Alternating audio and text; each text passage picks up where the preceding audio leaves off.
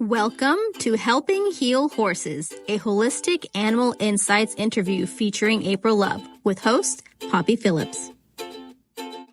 Well, happy Monday, you guys. Middle of June. We are halfway through the year and we've got April Love today. And several of you had reached out to me to talk to me about April. So I pursued it. I want to say that I pursued April. And April, some of our members are super excited. They watched your unwinding video and they loved it. And you are a Northern California native, I think.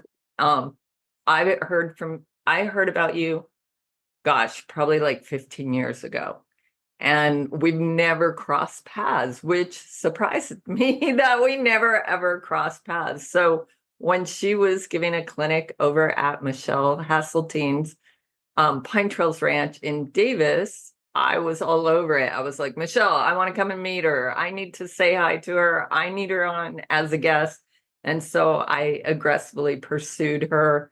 And she was more than open to saying hello and just gracious and very open with her information, which I was blown away from. But she also is a great instructor. She loves her horses. She loves training people. She wants to make a difference. And I think she actually has.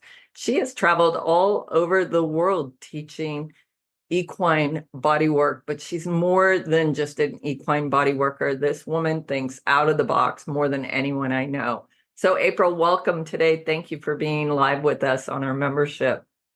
Thanks, Poppy, for having me here. It was great to meet you when I was in Davis as well, because on Maui, I don't have a lot of horse people to talk to, and you and I were just like... Yeah, we were all over it, you guys, because she's a little different thinker as well as myself, but she actually made me speechless a few times, literally, which is really hard to do. So, April, tell us your origin story of how you came to be who you are today. What was there an event? Was there were you raised holistically or did you just dabble in it? What's your story? So I was lucky to have riding lessons from my grandma when I was in like 6th grade once a week. And none of that's holistic. That's just a horse and a saddle and go ride. And then they got us horses. We had a little 5-acre ranch in Santa Rosa. And I had grown up in San Francisco. So they would take the grandkids up on the weekends and there was lots of chores to do. So there was 3 horses. We tried to disappear on the horses so we didn't have to do all the chores in 105-degree heat, like weed whacking and watering grandma's plants. And we would take off. And those poor horses, they'd be coughing or limping, but we didn't care. We're like 12 years old. We just wanted to get somewhere away and go hang out under a tree all day or by a creek all day or something.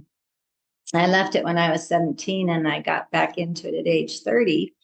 Because a lot of women find that that really was their passion. And it's like, oh, grow up, can't have a horse anymore. I got to have a job and kids and family and all that. So they find in their 30s and 40s, they're coming back to the horses. And then it was like a re-education. And I had fallen in love with Jerusha, this mare, and did everything wrong saddles from Jeffers, and wormed her as soon as I bought her and brought her home. And she'd never been off the property where she was at, colic that night. And it was just learning everything the wrong way, feeding straight alfalfa and sweet feed, wondering why I had a neurotic horse that jigged all the time. And I used to team pen on her as well as do the 50-mile endurance rides. And one day she just didn't really want to get in the trailer and couldn't back out of the trailer. And my horses, I could take them by their mane and load them in a 2-horse straight load trailer. No halter, no nothing. So something was wrong. She was trying to half rear to get out.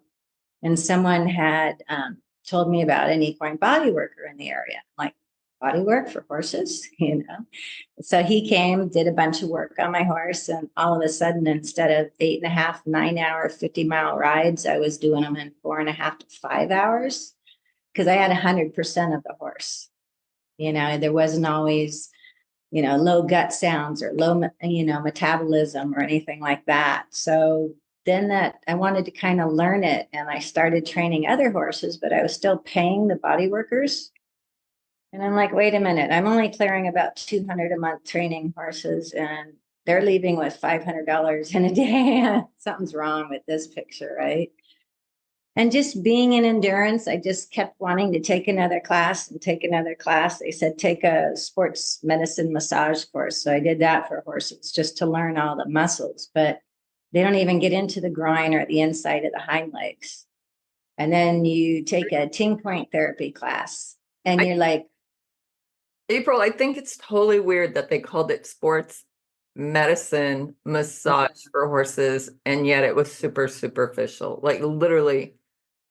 It's near you guys. She was in Newcastle and we practiced on brood mares that didn't have a muscle anywhere. And I paid $1,200 for that course. I'm like, okay, this isn't it. And then you do ting point therapy and it's like, okay, the meridians are out of balance, but you have side bone, ring bone, and an arthritic horse. So, and then, you start doing the body and then you're like, oh, but they have a crooked head. And people are like, well, how are you going to fix that? Okay, I'll go take more courses.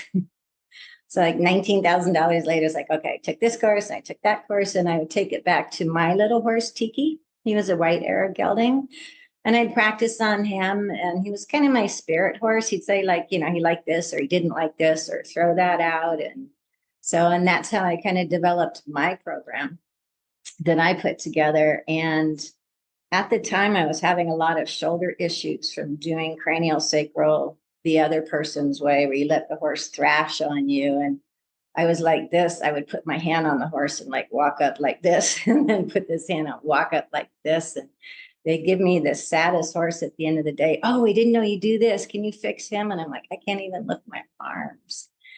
And when you get into a lot of the healing work, like Louise Hayes, Robert Tennyson Stevens, and shoulders as burdens of the world, thinking that you're the only one good enough to do it, that you have to do it all. No one can do it as good as you. So you have to let go of ego, because everyone who learns it is going to bring something else to the table. There's not just one way to clear an energy meridian, something like that. So it just kept evolving. Every time someone says, well, what would you do about uveitis? I go, I don't know, but that horse's head looks like Van Gogh. This eye's way up here and it's way down there, and we could fix that and see what happens. And then 2 months later, they say the vet said he must have been wrong and misdiagnosed it because uveitis never gets better and they don't need to remove the eye anymore. And I'm like, yes. And we actually have the before and after on that horse, you guys. So how exciting is that? Is giving horses, not only horses, but humans, hope for their horses.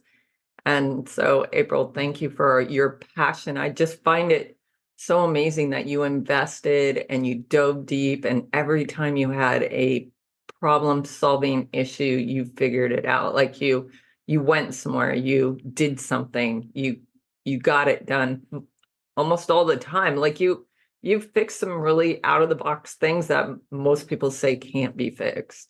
So, especially stage 4 roar and equine shivers and string halt and all of those things. So that's been the most amazing. That's cool.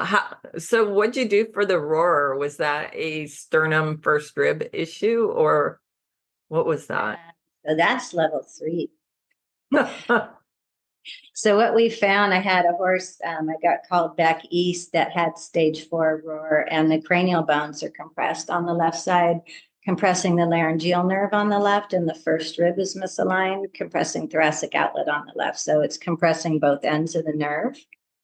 And it was a vet that actually gave us the diagram and showed it to us. And I was like, so are the tie back surgeries always on the left? And he says, yeah, they are. And I said, so where's the laryngeal nerve on the right side of the body? He goes, it runs in a different pattern.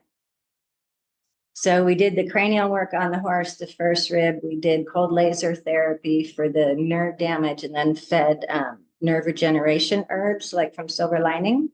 And he went back down to a stage 2 to where she could ride him again. That's amazing. And I actually didn't know the nerve only ran on one side of the neck.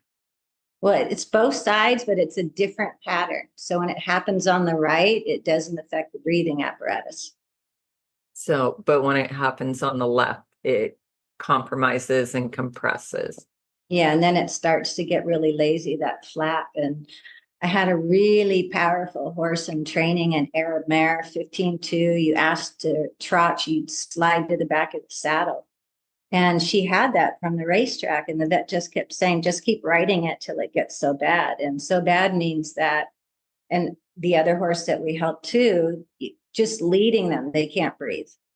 So I would pony her and she couldn't even climb a hill. She couldn't get enough oxygen. And then they did the $5,000 tie back surgery. But this was before I knew all about the stuff that I know now. That's so exciting. But it was just sad to watch this powerful horse just go to. Well, and it's technically a head injury. Yeah, two things, but yeah. Or there's always more than one thing affects that. Sorry? Do you think dentistry could be a culprit too? I followed Bert Lambert around. He was a great equine dentist. He'd go with a book and say this tooth would mean this lameness and this tooth would be this. But I don't think the laryngeal nerve is that close. I do know that the crooked head makes it so the horse can't chew sideways. So they start to chew up and down, making the hooks and waves. And then your horses will get that big muscle on the forehead. So you'd probably see all of that before it would be affecting laryngeal nerve. You're the only other person that I've ever heard talk about the temporalis muscles being bulgy. Most people think it's very attractive, especially halter horse people, you know, and they're shanking those halter horse people, the horses so much that their temporalis muscles like end up bulging. And when you point that out and it goes away, everybody says, I didn't know that wasn't normal. But it is not normal, you guys. Right. Yeah. So fascinating and fun. And well, and when you're like that, you're going to be spending a lot of money on power tools to take down the hooks and waves. And that just creates, you know, cracks in teeth and cavities and the teeth loosening in the gums. I love talking to you because it makes me think different. It makes me think deeper and different. It's a little overwhelming, April, Mm-hmm. but it's fun to like think about a whole new angle. And we're both muscle testers, so we can definitely go through a process of muscle testing and ask these questions. You actually believe that many things are related to viruses. Is that true?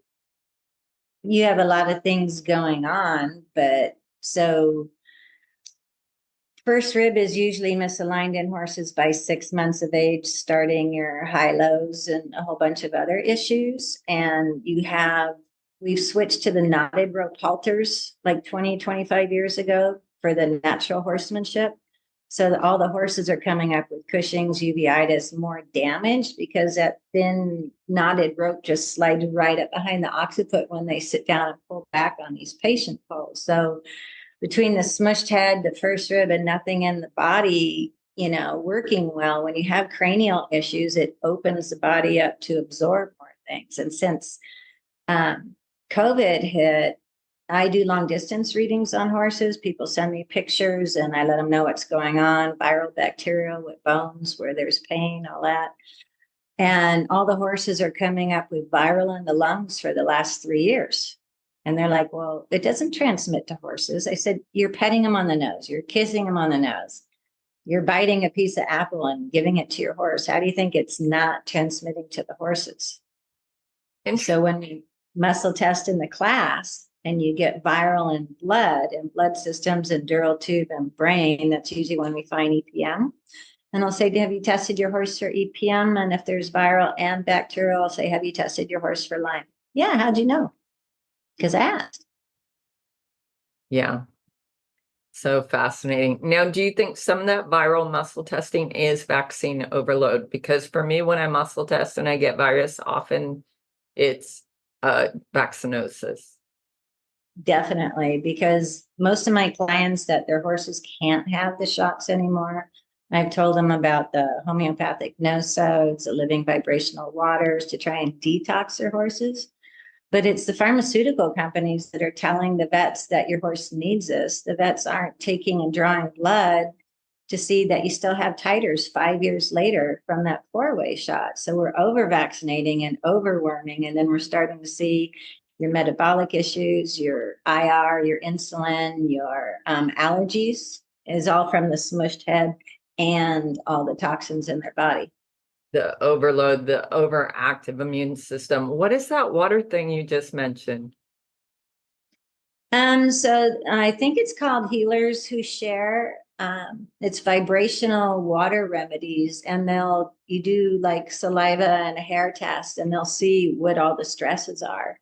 And then they have different vibrations of water that you have to give to the horse. It's kind of a pain in the butt. People to this little bit of water for 15 seconds in the mouth, nothing else for 2 minutes, then another one. But I know a lot of people that it's really brought their horses back around, because if they are in a show barn or, a big training barn, oh, you have to have those shots. And I'm like, but you don't have to do them all in one day, So I even tell the vet, if you want to make a good army, you don't give it 6 things to do.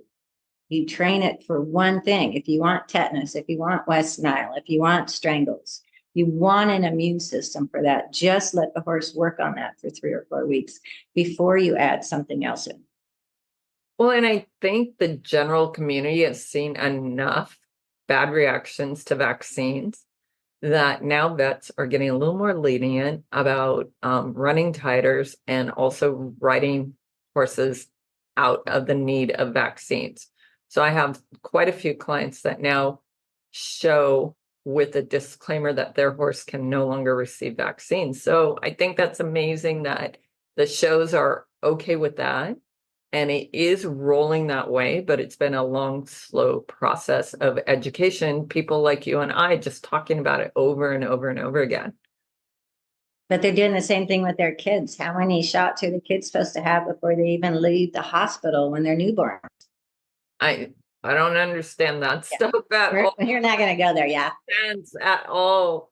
And it breaks my heart to see the younger generation attacked like that in like prevention. You don't love your child if you don't give this. You don't love your horse if you don't give this. And I'm like, it took me so long because I was that person doing the worming and the vaccine. And, my body worker was saying that's bad. You got to clear the liver. You got to do all these things. So it was a process. And first it was my horse, then it was my dog, then it was me. What do you mean I got to stop drinking? No. What do you mean I got to stop doing this? And you're like, really? And so it's kind of a learning process, but I got to tell you, so I took all the courses for my horse Tiki.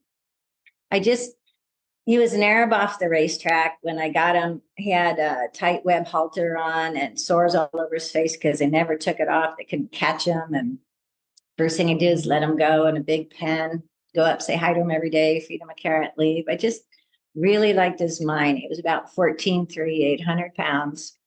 So I decided to keep him, but he just had all these issues. And even after legging him up for a year, he's pulled at 3 out of the first 5 races, but always something different. And when you ask the vets, he's grade 2 lame, he's grade 3 lame. Well, where is it? Well, I don't know. We can nerve block it and tell you what it's not for $600. I'm like, all right. Or you can go home and just give it bute and time off and hope it gets better.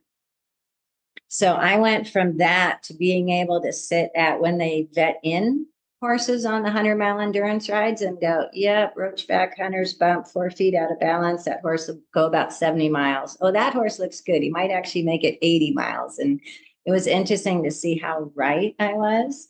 And when Tiki and we did 2,000 miles of endurance in 2007 and 2008, and I was a lot heavier. So I was 215 with tack on my little Arab.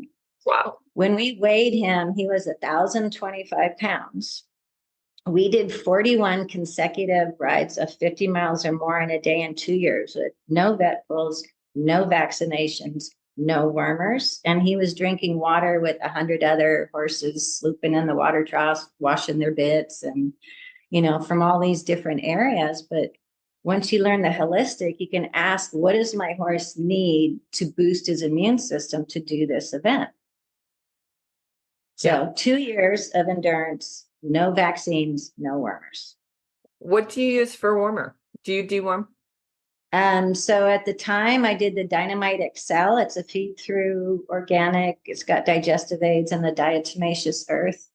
Summertime fly, I tell people to get the 50-pound sacks of organic feed through diatomaceous earth and sprinkle it on all your poop piles. And then you won't have any flies in 2 weeks. You can keep that up and where the horses pee.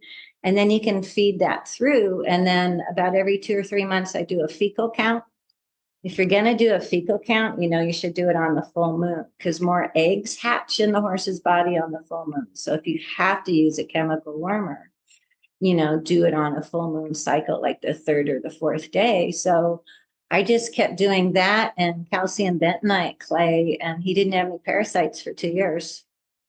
That's awesome. I love bentonite. I use it a lot in my practice. What about you? Yep. Yeah. So I use it internally, externally, heavy metal detoxifier. The little prince is waking up. So if horses, we weren't allowed to diagnose that your horse has an ulcer, but if you do my belly lifts and the hind leg comes up to kick you, I say your horse has a sour stomach, and we'll mix up the miracle clay and give it to him every day for like 10 days in a row with the trace minerals, and it just seems to settle the stomach. So the horses that stress for being hauled in training, I just tell people to always have that on hand because it's like taking a Tums, just really settles the stomach. I love it too. I've seen so many amazing things with bentonite, and I preach bentonite in this group till the cows come home, I think. But yes, it is a miracle clay. I always tell everybody, God made everything through clay, and here you go. You will heal with the clay too. Yeah, they call it miracle clay, and on the side it has the recipe for people to drink it for their ulcers. But we also used it to do the 4 legs after the endurance ride when we wrap them for the night. And if you got poison oak or anything, you could put it on. It would just dry it out. And it was a really good facial.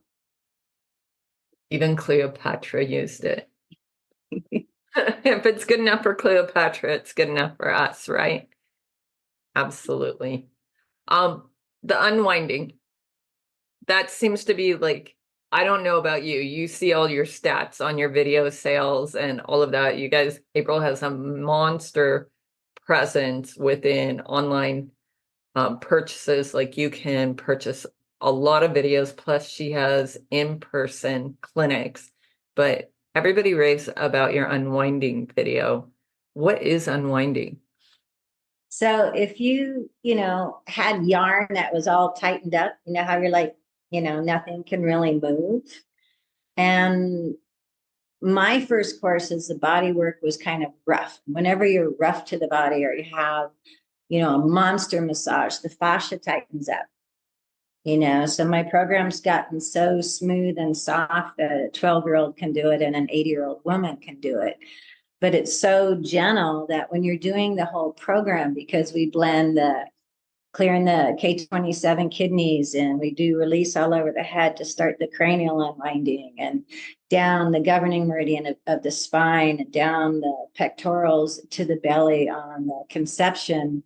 So you're opening all these meridians before you even start, and then adding Dr. Bradley Nelson, emotion coding and defensology, and then the bladder sweeps. And that's before we even get into atlas axis, ribs, withers, and the whole horse just slowly starts to go like this.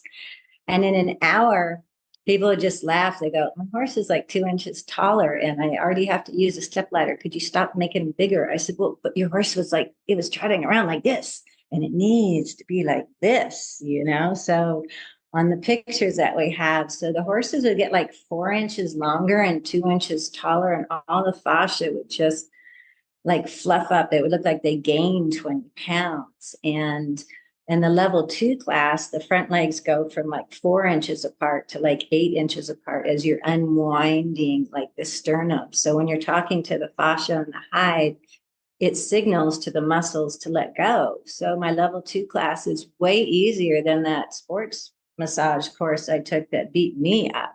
We're like, really? All you have to do is hold this with love and the whole stifled muscles just melt? I'm like, yep.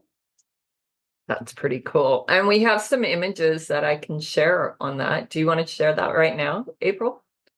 Just so they know what we're talking about, because the two bay horses. I can explain each one just real quick. And I do have your book cover. So you guys, April has a brand new book out, which is, do you want to talk about it while I have that up?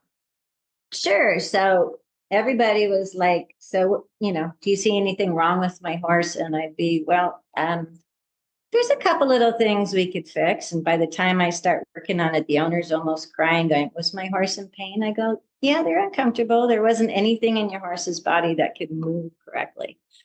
So I can just walk up to a horse in the stall or in the cross ties and say, so it's heavier on right rein, doesn't want to do left lead canter, terrible going down hills, and probably doesn't want to pick up a hind foot for the farrier because you have a sore SI joint. And they're like, how do you see all that? I said, just the hooves and the body stance and the muscling and how the horse is holding itself. So I had to put that into writing. So we finally got that. That was like another year. It's funny that I take these big, long courses, but then I only write these little books. Yeah. Well, I appreciate little books because I get overwhelmed with, oops, wrong share. So here's the images of the bodywork, of the eye. So that's my level 3 class. The bottom, well, the top eye, 5-year-old mare, they were going to remove the eye, already been through the steroids. It was in the UK. And she was scheduled like 2 weeks from then to have the eye removed. And that's a $5,000 surgery. And the below picture is after I did my level 3 work, where we actually detox the eye, shift the cranial bone so the lacrimal bone can shift and release. And then the orbit of the eye actually gets blood and oxygen again. And those are all the horses that are banging their head and always rubbing. And you'll see that it's pink in this inside corner. And if it's pink, then you have inflammation and some kind of infection. So you always want to be looking at the inside corner of your horse's eye that should be white. But that's the level 3 course. So we're kind of jumping ahead. We got to go back to the level 1 picture. That was just to get you guys excited.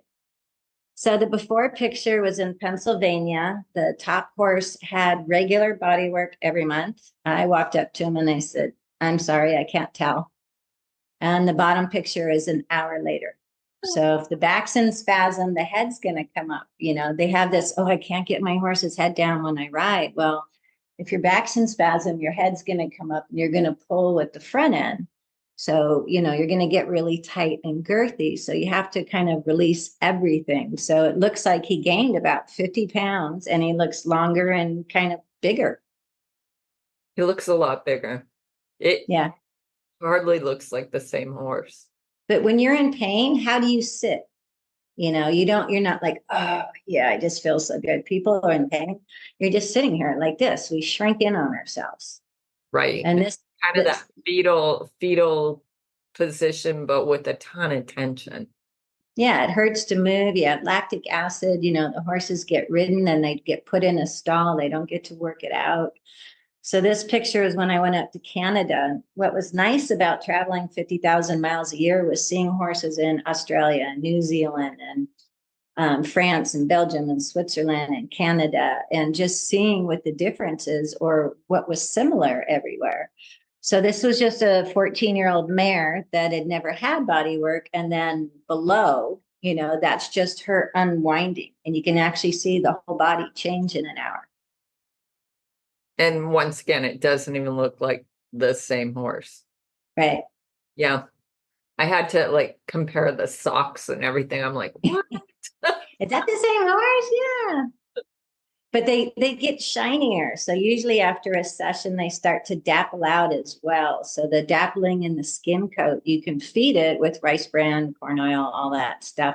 But you don't truly have a healthy horse from the inside out. And when all the oxygen is going through the fascia and the blood and nutrients is moving in the whole body, everything just gets softer and the horses will walk away.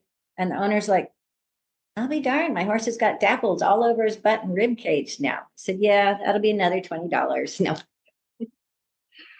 But I also teach them that, you got to clean that bean thing because they have to be able to pee to detox. So if it's down, I do that for them too. I I'm a big bean cleaner myself. I actually really get some satisfaction out of bean cleaning. I've gone to accounts where horses were chronically dropped. And I was like, does your horse always do that? And they're like, yeah, he always does that. We've talked to the vet. We don't know why he always does that. And then pull out a bean the size of my thumb. I'm like, well, he probably couldn't pull it up and then he'd be fine. And so I actually got 7 the size of small walnuts out of a 25-year-old horse. They left him at my property while they were moving, and he was stretching out, and some of the pee would go this way and some of the pee would go that way. And she goes, oh yeah, every time I ride him, I stick the hose up there, so I know he's clean. Oh, the nice cold water hose. I'm sure that really melts all them beans out. And I just getting all that out when they're that hard and calcified, it backs up the kidneys and everything. well, and it's weird because people don't actually understand that there's like 3 little holes along the penis that you can like evacuate more beans from. It's not just the tip. And so I was an AI tech. I went to Colorado State University and got my AI certification from them. And when I was cleaning stallions, I noticed that. And I was like, nobody told me this. Like, I've never seen a diagram of this. And started cleaning beans in my practice while I would go work on horses if they let me. And it made a world of difference. And same with the smegma on mares, mare tit wax. I've had miserable, cranky mares, and you just remove the tit wax, and they're like, thank you. Yeah. Sometimes it's just that simple. And I think your approach is pretty, like, sensible. Like, the way you think, you literally put yourself in the horse's shoes, and you try to think like a horse. Well, you have to be able to eat. You have to have feet. I had a client that we had her horses going good. She bought it from Ann and Hal Hall. Pretty inexpensive because it had a club foot. And 2 years later, when she's top 10ing 50-mile rides and getting BC, they're like, oh, is that same horse with the club foot? She goes, yeah. And they're like, well, where is it? Oh, well, April's been working on it. You know, the high-low syndrome is totally different than a club foot. And then the club foot, the high heel side is usually the one with the first rib misalignment. And the other side is the side that compensates. So your bigger foot with the low heel is going to be the compensating side. That's also going to be the one with the torn tendon or suspensory, because it's compensating for the right one that can't move well. So, and I don't know, I didn't give you any of these pictures. If anybody doesn't know where the first rib is on the horses, when you take away the shoulder, it's all the way up there at the base of the neck. And every horse with kissing spine that I have looked at, if you do my little check on gallbladder 21 for first rib misalignment, every single one has first rib out both sides. So the muscles in the withers and the lumbar are tightening, trying to help the horse pick up the shoulders. I see that a lot in my practice too. And then it throws the withers off. Gosh, it's just like just a cascade of issues from that brachioplexus, from the sternum. And But we were told if the horse doesn't want to take right lead canter, it's a weakness. So make them do it more. Yeah. You know, and the right shoulder can't move. So then they got to throw back to the left hind to pick up and give you the right shoulder. So you're going to have a right stifle that's sore, inside left hind hock. And I tell people by the time your horse is bobbing their head, they're like 3-legged lame. You've missed all the signs coming up. Yeah, I'd never heard that before. And I was really surprised by that comment. Like, I had to process that in my head and really think about it and ponder, like, okay, so they're finally bobbing their head. They're lame in whatever front leg, but everything else must have failed for them to pull on the front and break down. Is that your process? Well, if they didn't get a leg hooked in a fence, yeah. So if you're training, I've seen people just out there whipping horses because it can't take the barrel to the right. Okay, so if first rib is out on the left side, the horse will do 2 barrels to the left really good, but can't get that shoulder to do the barrel to the right. So what are they going to practice more on? Trying to get that right barrel. So the whole rest of the body is going to compensate.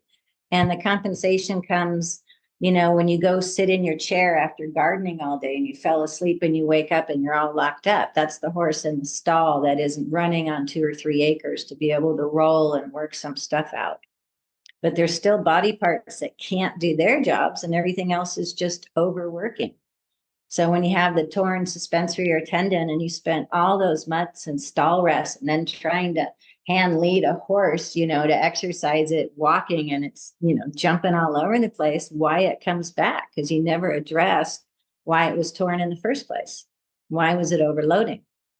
Well, and I don't think people understand how sensitive horses are. Like, just the way people lead them can throw them out of alignment, I think. What are your thoughts? And well, there's usually a lot of fear. Yeah. So my 2 horses, my barefoot trimmer, he'd say, "Who trained your horses?" I'm like, "Me." Why? He says, "They're the nicest horses. They're 2 feet away. They walk side by side. When you stop, they stop. I don't even have to pick up the lead rope. They just go with you." But I did endurance. So we had to run on the trail with our horses. They learned that's their space. Here's my space. I took care of their body at the vet checks. And when you start getting into this body work, even Ann Hall, who's a famous, Tevis rider, and people pay her from all over the world to find them horses.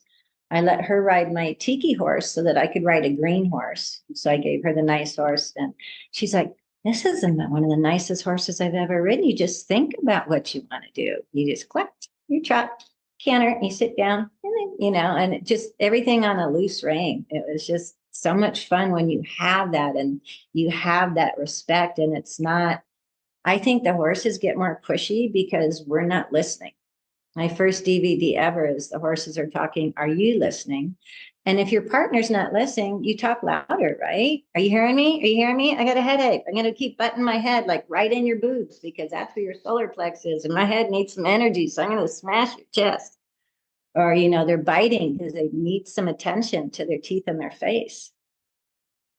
Yeah, they try to point us in the right direction, but we don't often see it. Because our trainers and farriers and, the good old boy way, it's been working that way for 50 years, still working now. It's like, yeah, no, it's not. Well, the beautiful thing is those days are waning out. I think the average horse lover, the ones that truly love their horses, want that more intimate relationship. Which is, Or they know, I'm not riding my horse. There's a testimonial from a place I did in Northern California, up kind of in the Great Vineyard area. It was a beautiful place. We did level 1, 2, and 3, but she had me out because she had this big, huge chestnut mare who was now like 14 that she hadn't ridden in like 6 years. The right hind would just fire, lock, the equine shivers, all of that. Couldn't even get near the hind end because it's so sore. UC Davis, Loomis, everywhere they took it to, they're like, "Oh, left front." She's like, "It's in the hind." Now my horse is off on the left front, but right rear is going to throw to left front. And I'm like, they're not even Western medicine professionals who know what the skeleton and aren't even checking that the pelvis is out of alignment. So on that mare, that right hip was back by like 5 inches. It was tilted down. This bone. hold on, Right. let me highlight you so everybody can see that better.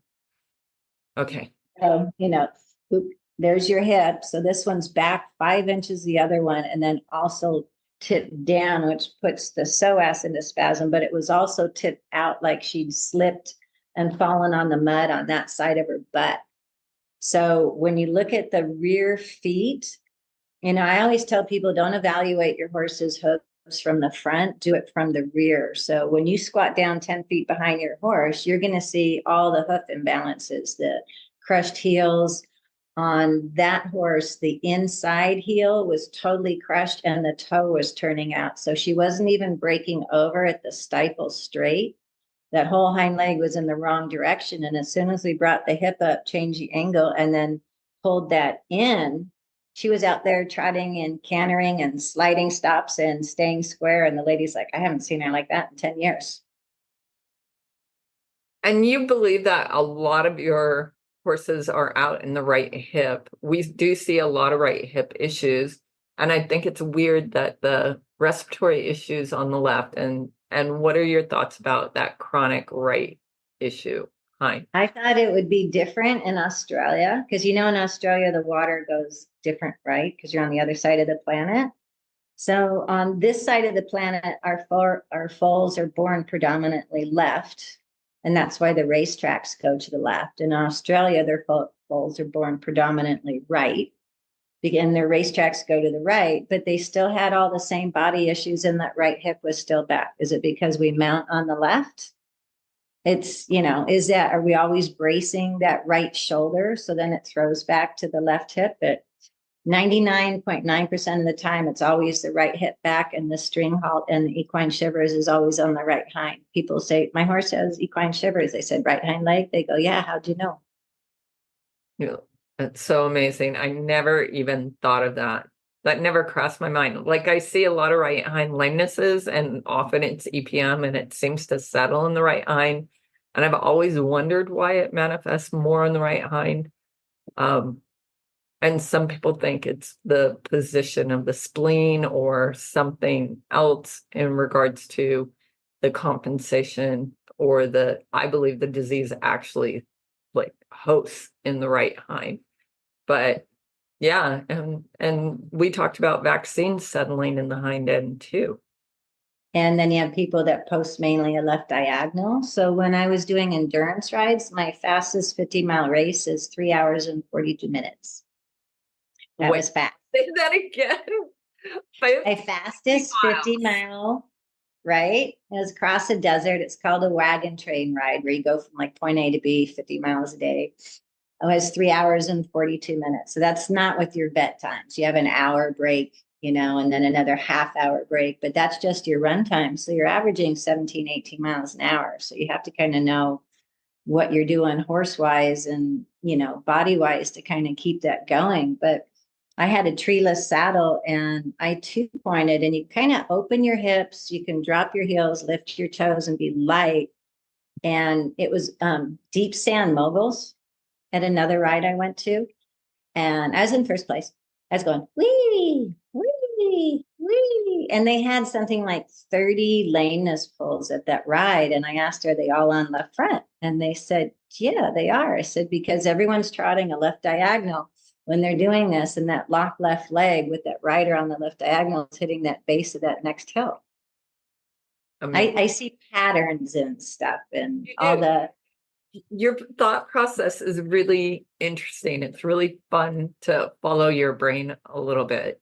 We know the distance readings I do, right? So Right. People send me left and right side picture of their horse. And if they get the home study program, it's $400. It includes the distance reading, or you can just get one by itself for $75. People would send me pictures of their horse, and I didn't have an assistant at the time, so I was typing it all up. Okay, first rib left side, this is sore, that's sore, this sore, this sore. And now I'm going to look at the ones that all have first rib right side, and you could just start to see the pattern of what was happening. And there definitely seems, at least in my practice, I see like zigzag patterns throughout the horse, like you were saying, the right front to the left hind, but then it zigzags throughout the whole body. And right, but we're tighter on our right side because of getting in and out of pickup trucks and cars. So all of my clients, I tell them, especially with trucks, you cannot use your psoas muscle to hike up your hip to get into that seat. You need to step up, turn around, sit down like a girl with the mini skirt on, and put both legs in together and come out the same. And then we're driving all day with the right. So is our right tightening the horse as well? I can't drive a stick shift at all. It throws my hips out so bad. Yeah, one of my very first cars as a kid was a stick shift, and I hated that thing. But also, I was just thinking about the heart being a little more on the left-hand side, and I wonder if that breathing issue with that nerve issue is connected to the heart. What are your thoughts about that? I just never really thought about it. It could be. The only time I've had to work on heart issues on a horse, my client in California bought a hunter jumper cross country horse for a lot of money in Florida and had him all vetted out. He was all good. I think he was 7 or 8 at the time. Shipped him over here and they vaccinated him and sedated him for dental floating that day. And it triggered something in his heart. And he's never been the same. So I gave her a heart rate monitor, but they said he can drop dead out from under you at any time. I wouldn't be jumping fences. So all of that triggered too much. And most vets are right-handed, giving it on that side. So how many vets are giving it on one side of the neck versus the other when they go to sedate your horse? Right. True. I never really thought of that, but that's absolutely correct. And this is why I like talking to you, because you just get my brain kind of spinning. So, Well, that's like the horses that are head shy, but only on one ear. You just go to the other side because the old cowboys and vets were right-handed and they would twist the horse's left ear. I tell people to bridle the horse from the other side. Can you talk about kissing spine a little bit? I actually have x-rays and pictures. I really recommend people get on Facebook and look up Helen Davies in South Africa. We've had her as a guest. So I've been trying to work with her. She doesn't get pictures before because I can, in my reading, say what's going on before they put the horse down. That was so dangerous. And then she boils down and shows the bones and everything. But I have permission to use all of her pictures in my writing and stuff and just give her credit. So we did newsletters recently about the little fractures of bones in the withers. So when you have kissing spine, it's going to be, in one of those two areas. And I worked on horses, where the withers are drawn too close and the lumbar spine's drawn too close. I worked on horses with scars in their back from pieces being cut out. I'm like, okay, so you're cutting out the pieces of bone, so it's not there anymore, but you're not addressing the cause. Why are muscles so tight pulling the bones close together? Doesn't anybody want to ask that?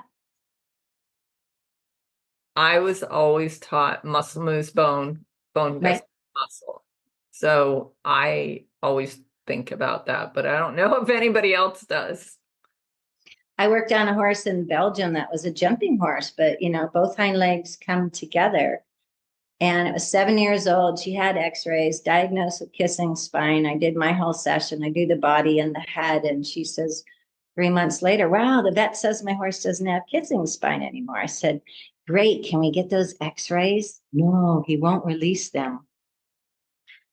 Yeah, I've had more hard times trying to get, the side bone and ring bone's gone. Great. Can we get those x-rays? No, they don't want to give them to us. I'm like, really?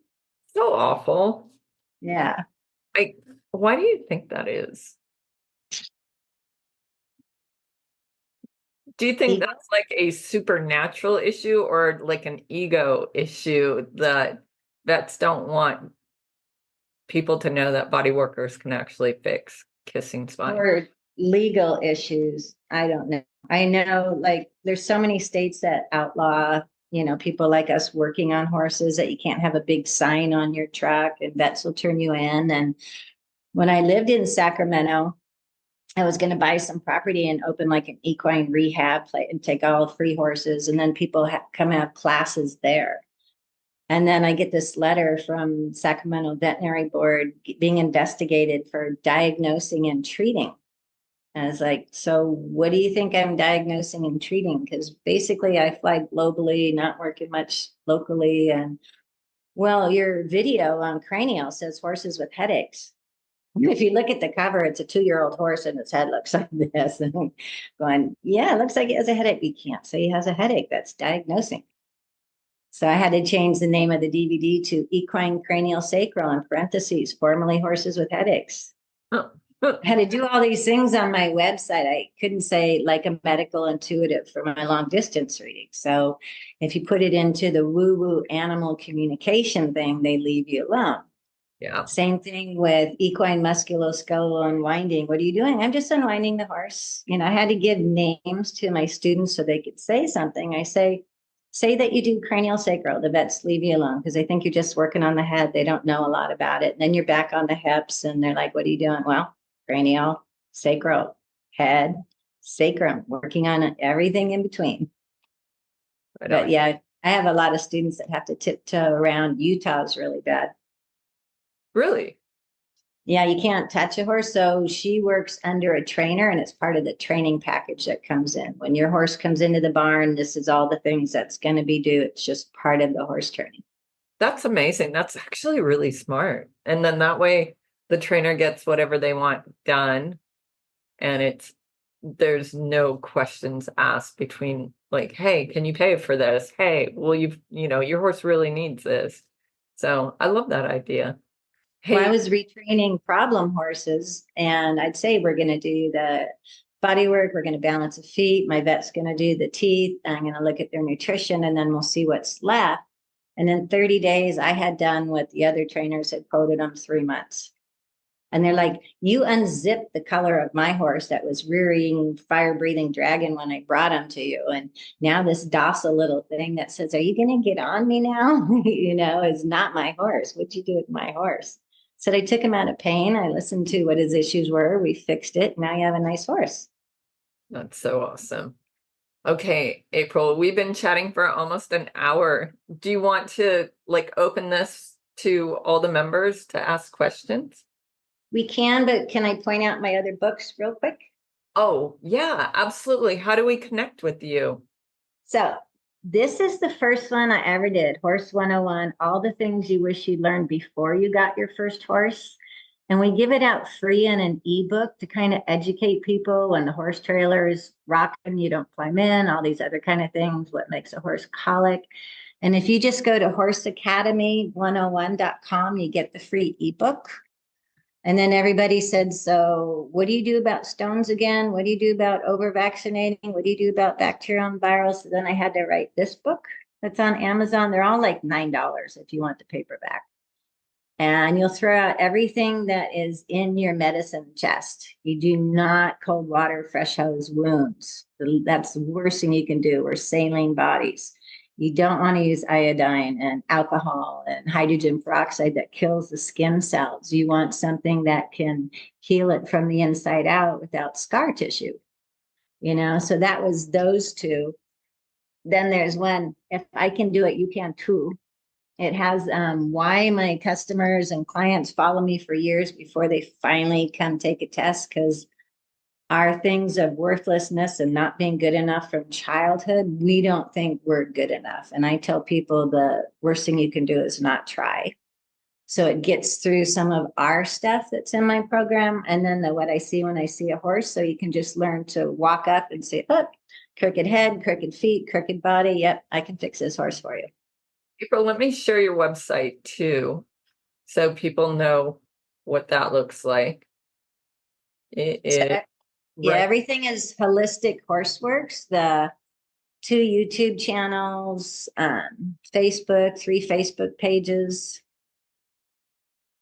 And what is this approved training provider? I've never actually heard of that. So a lot of the courses that people are taking, they're misleading them to think that you're certified in it. You cannot certify someone in a modality unless you're the originator of the program. So there's so many other programs out there that, well, I got certified for equine massage in 3 days. Are you kidding? It's like 400 hours, to be certified for people. And so I went on Masterson Methods, IICT approved too. So I followed that, and the company's in Australia, and it's International Institute for Complementary Therapies. So if you go through my level 1 program, and then we submit videos at the end so I can see what you're doing, then you can get a certificate to be IICT approved. And I only did that. I didn't need it because I'm already global, but I did that for all my students to hopefully be able to work side by side with vets to say, am I ICT approved? And when you join them, I think it's $149 a year.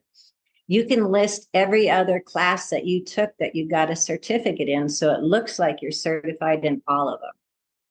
But it's nice to put that IICT logo on your site and your business card. So because there's so many people out there, and that's what pissed off the vets. They take a 3-day class. They think they can go fix horses. In Arizona, there's a company called Animal Crackers, and they go out with rubber mallets to work on horses. I'm like, oh, I started off that way, and then I ditched it. I was like, this is ridiculous. That's not working. But yeah, it's the Dr. Kamen method, I think. Yeah, he says ribs never come out. They don't come out. They go into spasm. The intercostals turn, but they lock down the thoracic. So Yeah. And people come out of that weekend with their certification and claim they're an equine chiropractor. But now, right, but the certificate usually just says certificate of completion. They like to make you think that you're certified. exactly. So all of my instructors, I have 10 now, had to get retrained with me to make sure that globally we're all teaching it the same in South Africa and Australia and Belgium and Switzerland, Canada. We opened up Ireland, South Africa, and Costa Rica in the last year. That's so fun. Now you also have a podcast. And then you have all your courses. How many courses do you have for purchase? Just two. Just two. So level one is that the horse has been crooked since 6 months of age, starting your high low. You know, if you stand behind your horse on a bucket about 10 feet back, you'll see one butt higher, one side back lower, one shoulder bigger, the withers kind of crooked. And you're putting a straight saddle on that and girthing them up to fit, you know, when their body's not in alignment. So that's all level one, and bacterial and viral. And level two's the fascia, the organs, the diaphragm, the muscles. You can unwind all the tight hind end muscles in a horse in 2 days with only like 20 minutes a day of holding the muscles and giving love. It's a cranial sacral technique. April. You do dogs too. I do. Horses, dogs, and people in that order. And I think people need to be done if they're dragging their horses off to the side. I mean, I think it's a vicious cycle. Like you're saying, high hip, dropped shoulder, whatever. And then the owners are riding crooked. And so it's kind of a symbiotic relationship of decline. Well, I've actually had top FEI endurance riders send me before and after pictures on her long training rides. And I'd say, whatever you're doing, you're dropping rib 10, 11 on your 30-mile training ride. You have to not do that. Well, my body's crooked. Well, I don't care. You can't ride your horse crooked for 100 miles. So we had to work with padding and lengthening one stirrup until she could ride balance on a horse for 100 miles, until all of a sudden she wasn't dropping ribs 10 and 11, because that's going to short stride that whole left side. Amazing. All right, let's leave it open to everybody else. I'm going to open the gallery. And you guys. I'm not going to answer any vet type questions. I can say stuff. If it was my horse, I would do it this way. Cheyenne, do you have any questions? Sure. Hi, April. I'm Cheyenne. Nice to meet you.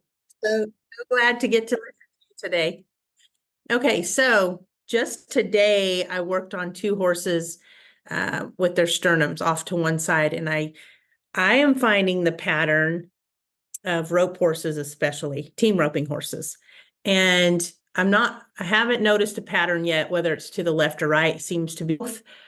What are your thoughts on how I can help these people prevent this? Because it's happening consistently with rope horses. Once in a while, barrel horses, once in a while, a pleasure horse, but super consistent on rope horses. So tell me your thoughts on sternum there. What body work are you doing for them? Are you releasing the first rib?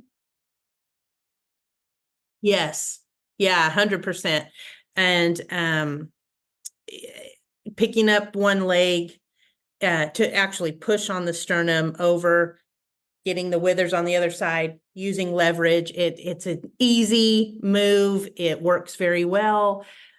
But my whole thing is, yes, we're fixing them. How can we help prevent this? And, you know, my brain's trying to figure out, why is this happening? Is there some move as they're coming around the corner? You know, it's mostly on heel horses, but not always. Sometimes it's a head horse. So I'm thinking, okay, how can I help these people strengthen that, or do something maybe not strengthening? Maybe there's something else they need to be doing to make them not such a all the time thing that's happening. Well, send me like a left and right side picture when you're done with the horse at my email address, April@HolisticHorseWorks.com, because a lot of body workers are getting ribs 2 and 3 and not the first. I find the twisted sternum on I do. I do. No, but I'm just saying, What after you're now? done, I'll let you know if something Okay. is being missed for free. I have Okay. backyard pet horses. So any horse that's had a hard trauma to the chest, been kicked or whatever, I'm finding most of it's going off to the right side, the off side. There's only a couple that go Mhm. off to the left. In my level Okay. 2, we unwind that, the diaphragm and the intercostals, but you have to get them out of the sticky tack pads and the girths that grip. You know, they have this Okay. round quarter horse and they're trying to get the tack so they're not slipping and sliding, and that can tweak and tighten that again. I mean, we release the sternum like in one session, but you have to address all the ribs, the intercostals, the diaphragm, is it hanging off on one side, and look at their tack. If I'm working on a horse again, I'm like, I want to see your tack. Well, I have to use this square skirt saddle. Well, I don't like square skirt saddles on any competition horses because it really digs into the psoas. But they're like, oh, I have to use that grip, grippy tack girth so that, we don't slide. And how are they girth? Are they pulling this way like we were originally taught to do, or are they pulling this way? All my clients, I have them do buckles on both sides. So they're gradually doing on both sides, not continually pulling everything over in one direction. So let's tack, let's do that. But send me a picture after you've done your session and I'll see if we're missing like an elbow, the intercostals. Are you doing the myofascial behind the scapula to free up all of this? Yes. Yes, I am. So not in I think what's neck. No, behind. What I was mostly wondering about is prevention. What can I have, or can I have them do anything for prevention? But I think the tack is fantastic. That's probably the tack and into it on one side, and how much they're gripping that horse's fascia and body to not slide. In endurance, we always had to worry about our saddle sliding so far back on the uphill that you were making the psoas sore. So the type of breast collars we recommended had the extra piece that goes up over the withers in front of the saddle. So it brought that whole breast collar strap up, not across the horse's shoulder, but following the line. And that gives people a lot of stability for that extra wide girth. But I tell everyone to go back to the mohair ones. People don't want that. They want the neoprene because they don't want to have to wash girths. Mine were the mohair cotton ones, but they had elastic things on each end. So, you could do a little bit on each side. If you're always pulling one way and you have that ring there, that's embedded in their flesh when they do the Western saddle, that's always going to be tight on that side. Right. So if something keeps coming back, I look at the environment and the tack and what they're using and how much I have to do that Dixie Midnight pad because it grips the horse, right? And you're bruising all the fascia, and I have to use this girth because it grips the horse, and that again is bad. Well, and that's awesome. Thank you for that. For the rope horses, I know when I was a kid and I roped, they only rode them to the left. They just I know. They just look left. And actually one day, because I came from a show background, I was like, why are we only loping to the left? This makes no sense. And they're like, oh, you don't want to lope to the right. Your horse will start swapping leads on you. So yes, this is a mentality in the rope industry. And it's still like that, right, Cheyenne? I mean, people aren't getting their horses 100%. They're not. Yeah, they beaut them, give them time off, and then they just go for it again and they inject the hocks. Yeah. Or they inject every joint in them that moves. It's unbelievable. So yes, you're correct, Poppy. They're still all making left-hand circles and not to the right. And one by one, I'm trying to change that. I'm like the one woman boycott over here in Texas trying to make it right. But I love the tack part of it. That's great. The pulling up on one side, because I'm trying to figure out why every day am I having to fix these? Not necessarily the same horse over and over, but every roper that comes through, same thing, same thing, same thing. But they need a So, saddle and a girth thank that you for grips the horse so they don't get ripped off the horse. So you have to see what can change, just like barrel racers and reiners want that square skirt saddle. But every time that horse turns and bends, the saddle and the pad, it's usually a crushed felt pad or a Dixie Midnight pad, is just irritating that psoas. And the other end of that attachment inside the hock. So you keep irritating the psoas and your hocks are going to be this close together. And I tell people, great, you love your saddle, fits your horse, go to the leather store, cut a round skirt. Get that square part out of that psoas in your 18th rib and stop bugging that area. You need Perfect. You need a Cheyenne Thomason exclusive rope rehab saddle. Yes, for sure. Your son's Okay, ask some. You can create something like that and have him start riding in that and winning in that, and then you've changed. Oh, that'd be awesome, wouldn't it? Yeah. Yeah, and I try to get people back to the Navajo blankets that breathe. I'm like, if you wouldn't wear it for underwear, don't put it on your horse's back and in its armpits. Yeah. There you go. You know, everybody got away from the stuff that was good for the horse because there was so much washing and care. Well, and I always have had like fluffy Yeah. cinches when I was growing up. I didn't love the mohair so much because it felt so prickly, but I definitely would have fluff. But then the neoprene came out and it's super hot. Like, I don't think anybody takes in consideration how hot that is and how much heat it generates. But Well, in the first mount of the day, when the horse is cold, how much it pulls on the skin in the armpits. yeah, You know, endurance horses, we Yeah. teach them to mount and dismount from both sides. So we're even. If this is your cliff side, you have to be able to get off on the right side without spooking your horse. well, and the problem with the rope horses too, April, is they are coming around that left corner. They grab the heels, Dally, and jerk that horse. You know, that just concussion of slamming them from the steer. Like, Yeah, but you know, you have to think about that saddle tree dropping in behind that scapula, right? As they're getting yanked. And are they tweaking those ribs right there, which is just going to undo your whole sternum release? Mhm. Yeah. Muscle and that's- spasm pulls That's what's bone. happening.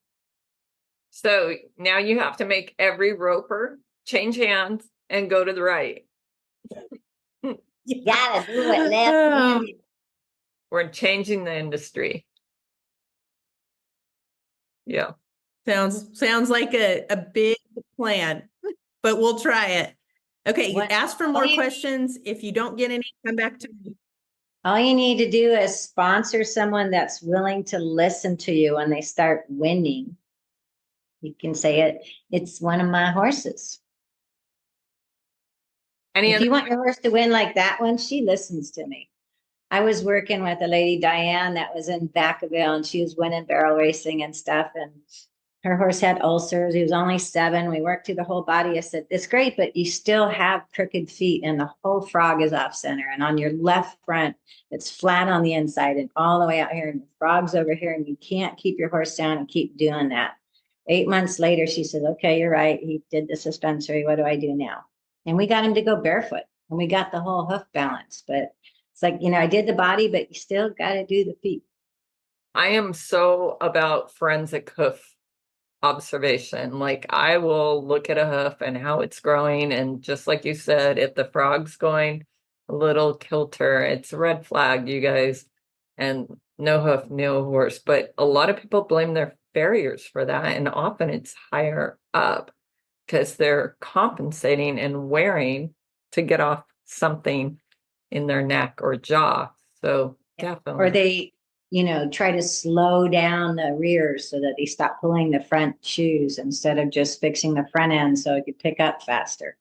Leaving all these trailers. And there's a farrier on island here. He keeps putting egg bar steel shoes right across the frog on all my horses and huge shoe boils because he makes them himself. And it's really thin metal across the back cutting your elbows. And I'm just going, oh my God.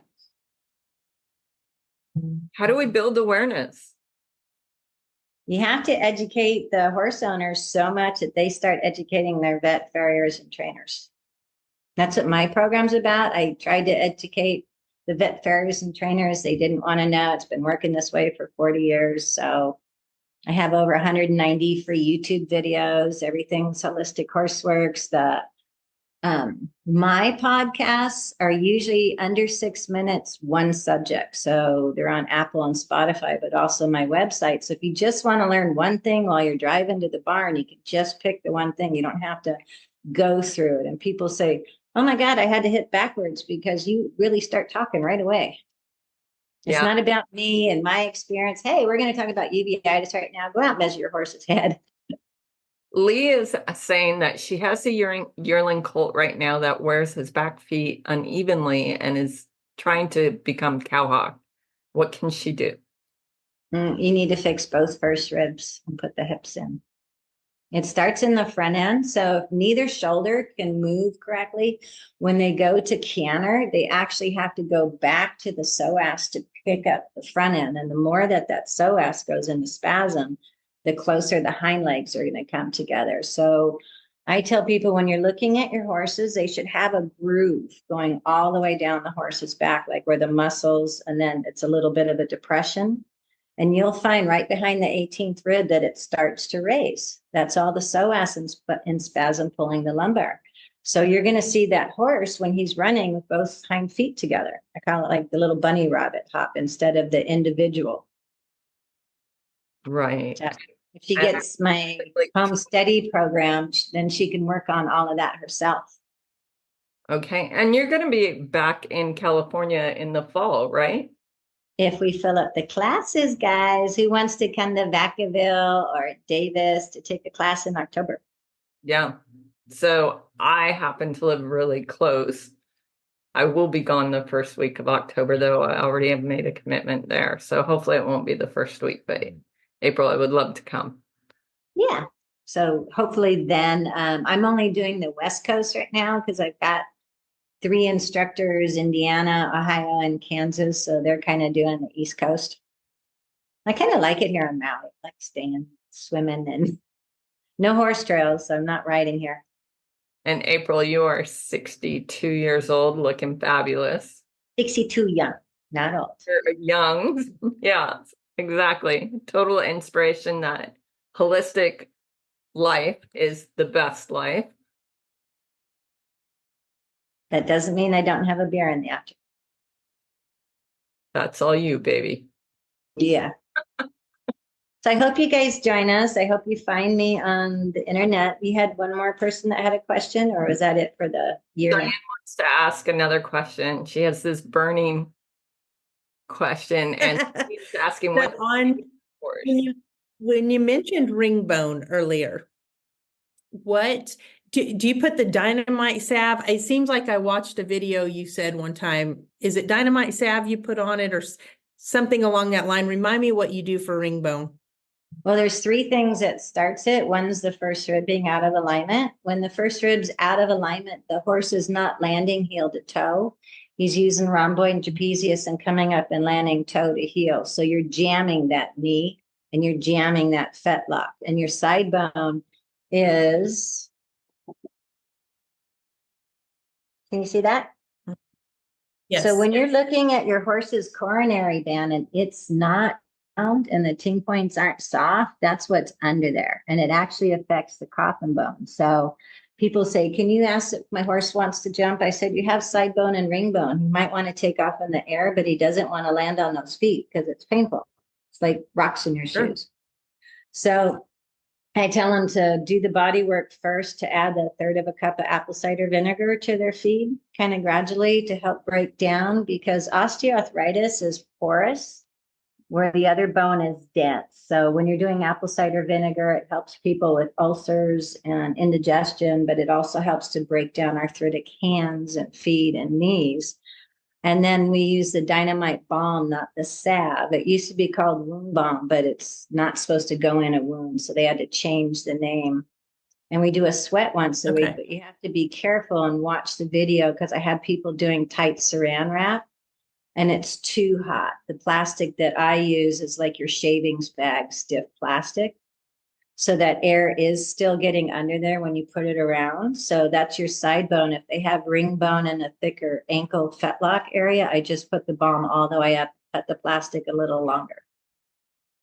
Okay. And I have a YouTube video on that, because no matter what I said, they used the wrong plastic, the wrong bell boots, interference. They were blistering the coronary band, saying, what am I doing wrong? So every time someone said, how do you do that? I made a little video.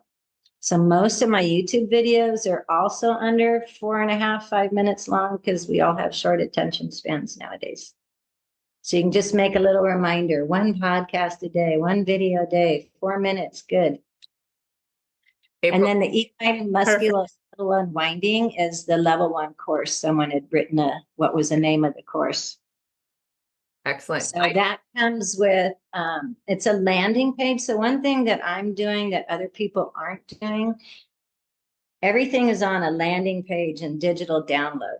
You get your workbook, you get your videos, but I can't change the moves in the original video. So every time we change or upgrade the moves, I add another free little video in there. So there's a whole page of, here's how we do the elbow, here's how we do the knee, here's how we do the new ilium pull down. And you always have access to that page. 2 years from now, you're like, oh, I got a horse again. I want to refresh on that. Or the kid's gone off to college and I have time again. It's not digging through stuff. You just go back to your homework page and it's there. And we update the workbook every year, which is about 145 pages. That's amazing. Yeah. I wanted to say something about that ring bone and side bone is people that leave bell boots on forever drives me crazy. I just think it's a recipe for disaster.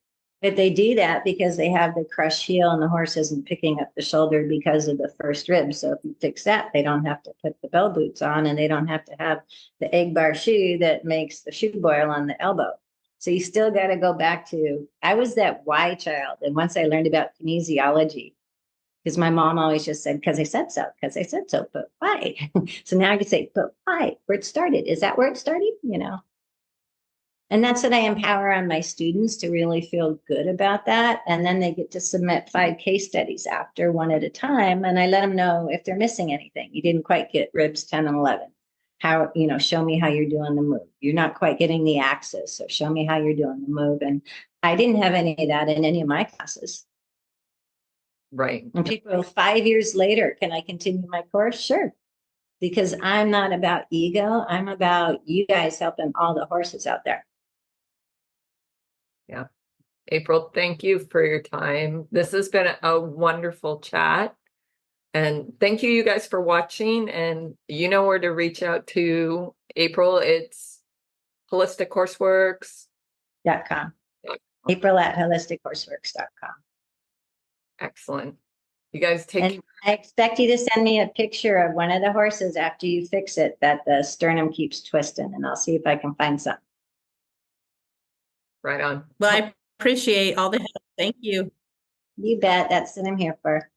That's so kind of you. Thanks, guys. Yes. And now that we're live on Facebook in a certain way, I have to figure out how to quit going live. Okay, let me see if that worked. You want me just to cancel out and you can work on all that? Yeah, if you want to go, go. Okay. Thank It's you. beautiful and sunny here in Maui, and I'm going to go to the beach. Woo, woo. I'm going to go clean stalls. Yeah, we're longer live. All right, guys. See you next time, hopefully in October. Okay. To learn more, visit HolisticHorseWorks.com. And before you go, make sure you have a copy of our free ebook, Horse 101, Everything You Wish You Had Known Before You Got Your First Horse, at HorseAcademy101.com.